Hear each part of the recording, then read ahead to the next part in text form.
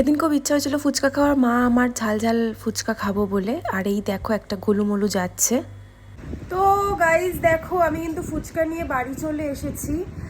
আর আমি এখন ফুচকাগুলোকে ঢেলে নিয়েছি, আর বাবারটা আলাদা করে রেখে দিয়েছি। তো তোমাদেরকে দেখাচ্ছি, দেখো এই দেখো ফুচকা নিয়ে চলে এসেছি। আর এটা হচ্ছে জল, টক জল।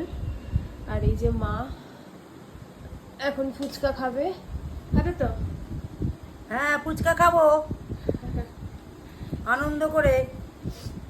খেয়ে নাও। আমরা ফুচকাগুলোকে খেয়ে নিই তাড়াতাড়ি করে। তো গাইস দেখো, দেখো আমরা ফুচকা খাচ্ছি, আলু নিয়েছি আর ফুচকা নিয়েছি। ফুচকা খাচ্ছি।